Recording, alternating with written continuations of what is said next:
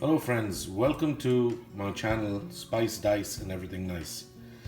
Today we're going to do a very special recipe which is called the chicken Madras, and it is to say the least, it has nothing to do with Madras, and this was a dish popularized by Bangladeshi immigrants who opened restaurants in London in the early 1900s.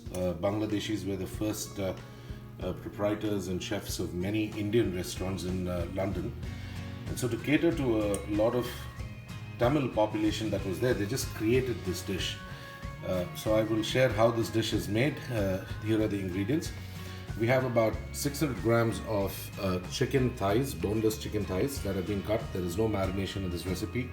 I've just cut those chicken thighs. We have about 3 Roma tomatoes and 2 green chilies that I'm going to grind into a puree. We have 1 red onion chopped. We have a spice mix that we are creating, and I'll share with you how the spice mix is and what they have. It's got curry powder, 1.5 teaspoons of curry powder. I use bolts. You can use whatever you want, whatever you can find. We have 1 teaspoon of Kashmiri red chili powder, 3/4 of a teaspoon of garam masala, half a teaspoon of turmeric powder, half a teaspoon of red chili powder. We have half a lime. We have salt, ginger garlic paste. We're going to use about 1.5 teaspoons of ginger garlic paste. We have some heavy whipping cream. We're just going to use maybe about 2 spoons of it just at the very end. Some kasuri methi and some jeera, and finally cilantro for garnish. So let's start the process. I've added about 2 spoons or 1.5 tablespoons of oil into the instant pot. You can make this in the pressure cooker also, by the way, and I'll share with you how many whistles you've got to go with. To that, I'm adding about half a teaspoon of jeera, and as soon as I add the jeera, we are going to add the onions to that. Just go with all of the onions.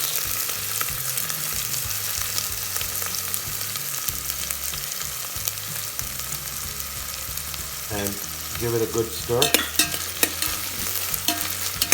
And what you have to do here is let the onions cook for maybe about 5 minutes or so in the oil. You've got to saute it for 5 minutes, and then I'll see you. Alright friends, the onions have fried to a fair consistency right now. I don't need it to brown too much.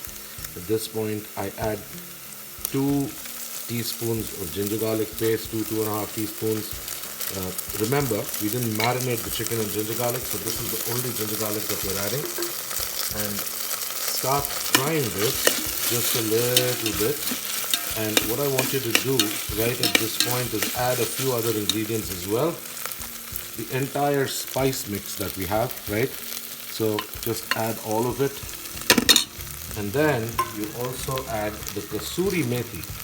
A lot of people feel kasuri methi is added in the end, but in this particular dish, they add it in the beginning itself. Add about, I'm not even crushing them, remember, I'm just adding them directly.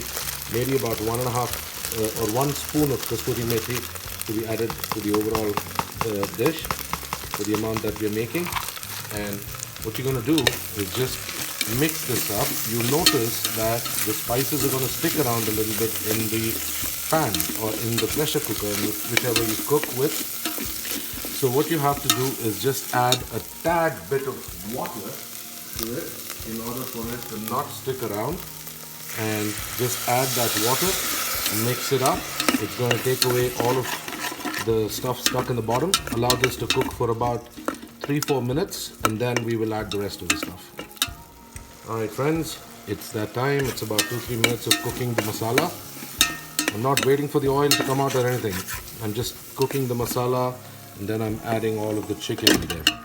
Okay, all of the chicken's gone in. Now what you do is let the chicken cook in the masala before you close the lid of your cooker or your instant pot, but you're going to let it cook, and then you have to add the tomato puree, salt, and then you close the lid and let it cook for a few whistles. I will show you how it looks at that point. So we've turned and tossed around the chicken quite a bit in the masalas. Again, I'm not waiting for the chicken to completely cook or get seared or anything in this case. Now I'm going to add some salt to it. I'm adding about 2.5 teaspoons. Salt is to taste. so please feel free to add according to your taste. I'm adding about 2.5 teaspoons here. Mix, give it a quick mix. Give it a quick mix, stir it around, and then add all of your tomato puree that you made and give it a mix. At this point, I would also want you to add the juice of half a lime into it, and just squeeze the juice of half a lime into it.